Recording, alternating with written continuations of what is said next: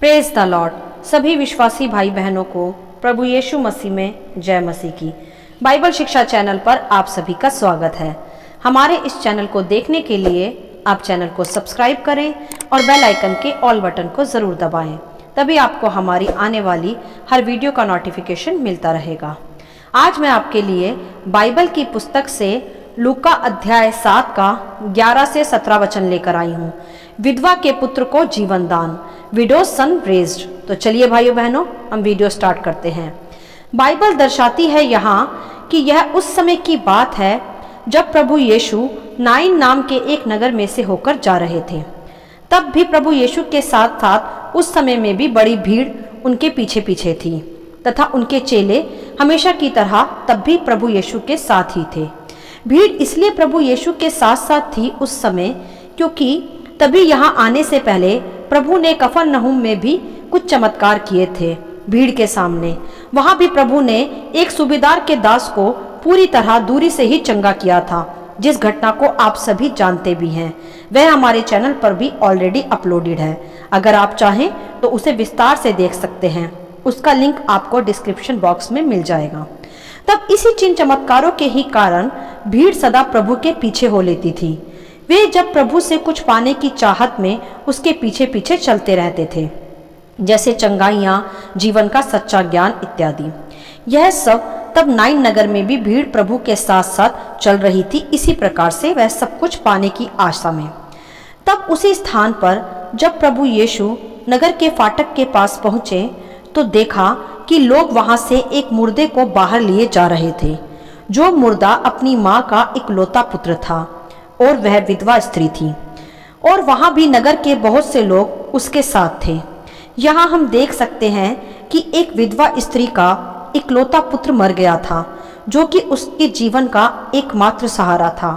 और पहले ऐसा विचार भी समाज में किया जाता था कि जब किसी स्त्री का पति मर जाए और वह विधवा हो जाए और फिर उसका पुत्र भी मर जाए तो समाज के आधार पर वह स्त्री अपशगुनी अर्थात मनहूस कहलाती थी, कि इस स्त्री में ही जरूर कोई खोट होगा, यह इस स्त्री ने ही जरूर कोई बुरे पाप या कर्म किए होंगे कि आज परमेश्वर इसके साथ नहीं है, या इसीलिए परमेश्वर ने इस पर कोई दया की दृष्टि नहीं रखी कि पहले इसका पति मर गया और अब इसका इकलौता पुत्र भी मर गया।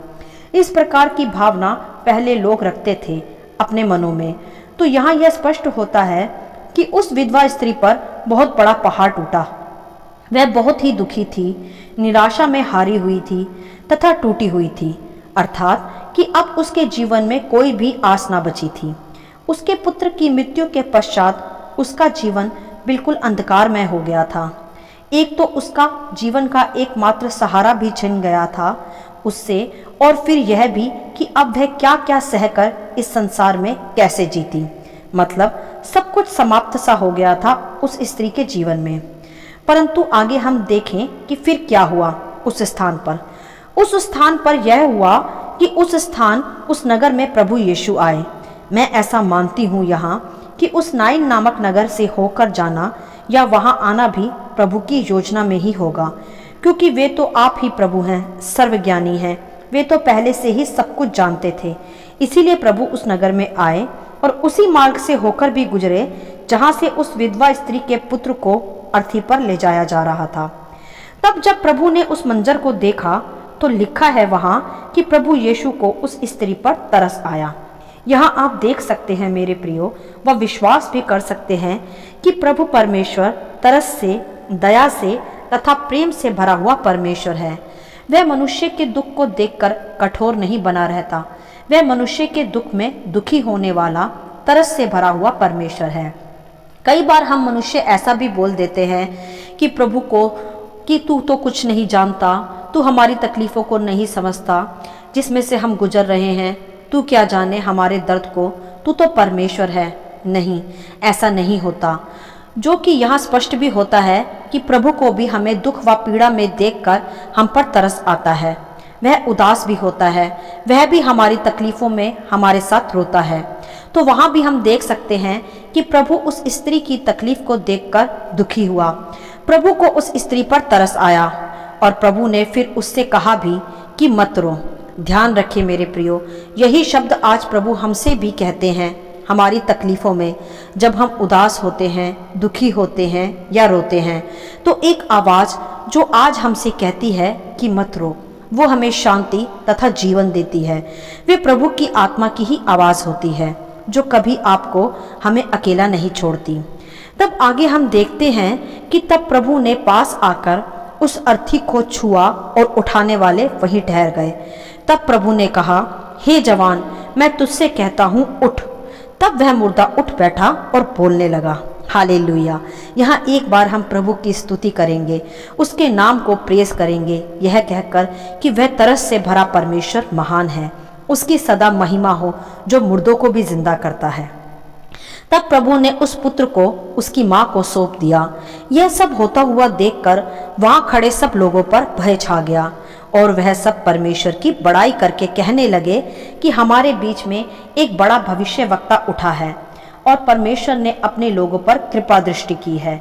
और प्रभु के विषय में यह बात फिर सारे यहूदिया और आसपास के सभी देशों में फैल गई। हालेलुया।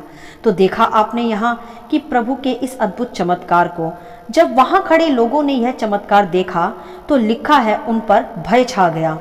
भय इसलिए कि जब कोई भी मुर्दे को किसी को जिंदा करते हुए देखेंगे तो स्वाभाविक है कि वे डर ही जाएंगे और परमेश्वर का एक सामर्थी भय उन पर छा जाएगा कि क्या ऐसा भी हो सकता है।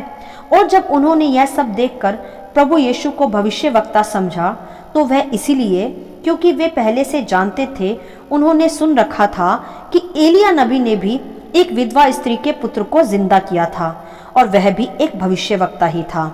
इसीलिए वे लोग प्रभु को भी भविष्यवक्ता ही समझ रहे थे, जबकि यह नहीं जानते थे कि एलिया नबी ने जब विधवा के पुत्र को जिंदा किया था तो उसने प्रभु परमेश्वर से ही प्रार्थना करके ऐसा कार्य करने की सामर्थ्य को पहले पाया था। फिर प्रभु परमेश्वर की इच्छा से ही उसने उस स्त्री के पुत्र को जिंदा भी किया था। लेकिन यहाँ तो स्वयं प्रभु खुद ही उपस्थित थे जो मृत्यु और जीवन पर अधिकार रखते हैं। वे ही दया के, करुणा के पिता वहाँ खुद ही उपस्थित थे।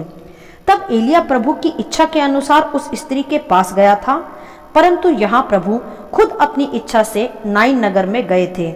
यह स्पष्ट करता है यहाँ कि प्रभु कोई भविष्यवक्ता नहीं वरन भविष्यवक्ताओं को भी सामर्थ्य देने वाले स्वयं प्रभु परमेश्वर हैं। हालेलुया।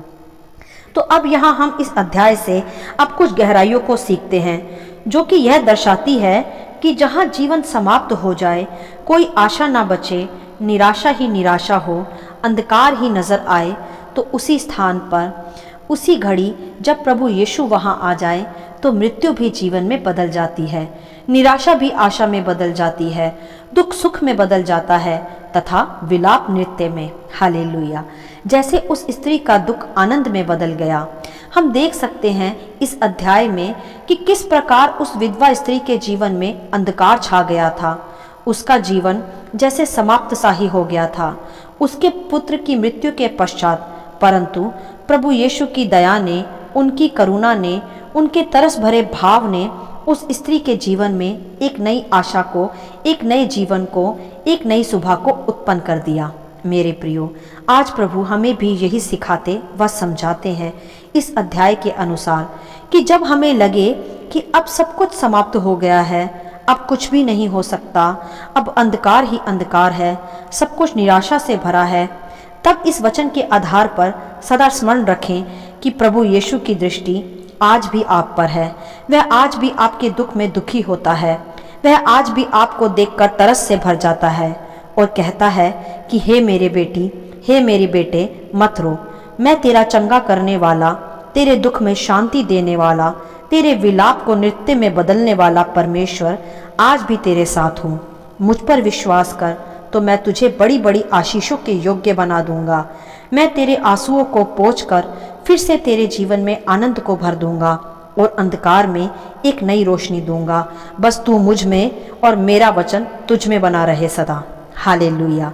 तो भाइयों बहनों, आइए हम सब मिलकर अपनी निराशाओं को आशाओं में बदलते हुए देखें, अपने अंधकार को ज्योति में बदलते हुए देखें, अपने विलाप को नृत्य में बदलते हुए देखें। क्योंकि हमारा जिंदा तथा सामर्थी परमेश्वर सदा हमारे साथ है। वह हमारी पीड़ाओं को देखता है। उसे स्मरण है कि हम आज दुख में हैं। जैसे प्रभु यीशु नाइन नगर में खुद ही पहुंच गया था, जहां उस विधवा स्त्री का इकलौता पुत्र मर गया था, जबकि उस स्त्री ने प्रभु को पुकारा भी नहीं था उस घड़ी, परंतु वह स्त्री दुख से व पीड़ा से भरी थी। तो आप ही प्रभु वहां पहुंच गए उसकी पीड़ा और दुख को दूर करने, क्योंकि प्रभु की दृष्टि सदा असहायों व दुखियारों पर लगी रहती है। तो जब हम प्रभु को जानने वाले, उसे मानने वाले, जब अपनी पीड़ा व दुख के समय में उसे आत्मा और सच्चाई से पुकारेंगे, तो वो दया व तरस से भरा परमेश्वर हमारी दुहाइयों को क्यों ना सुनेगा, हमारे संकट के समय हमारी सुधि क्यों ना लेगा। तो आप चिंता ना करें, घबराए नहीं, दुखी ना हो। यदि आप आज सोचते हैं कि कुछ हो नहीं सकता, सब कुछ समाप्त हो गया है, अब कोई आशा नहीं बची, तो ध्यान रखें यहाँ कि जो सोच आपकी है उस सोच से बढ़कर परमेश्वर है। आपकी सोच के अनुसार अंत हो गया है, वहाँ परमेश्वर के अनुसार अभी शुरुआत है। जहाँ आपके अनुसार मृत्यु हो गई है, वहाँ परमेश्वर के अनुसार अभी जीवन बाकी है, क्योंकि आपकी सोच और परमेश्वर की सोच में जमीन आसमान का अंतर है। जैसे उस विधवा स्त्री के पुत्र की मृत्यु हो गई थी, परंतु प्रभु ने उसे एक नया जीवन दे दिया। इसी प्रकार प्रभु सामर्थी है, हमारे अंत को प्रारंभ में बदलने के योग्य है। तो आशा रखें, विश्वास करें, दुख की घड़ी में भी केवल उसे ही पुकारें जो मृत्यु को भी जीवन में बदल सकता है। वह सदा आपके साथ है, उसकी दृष्टि सदा आप पर लगी रहती है।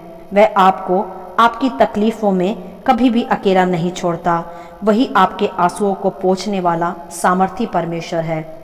वही आपके दुख को सुख में बदलने वाला परमेश्वर है, और वही जीवन और मृत्यु पर अधिकार रखने वाला परमेश्वर है। मेरे प्रियो, हमें इस बात के लिए परमेश्वर के ओर जाना चाहिए और अपने दुख को और अपनी तकलीफ़ों को परमेश्वर के सामने रखना चाहिए। वही हमारे आंसुओं को पोंछ सकता है।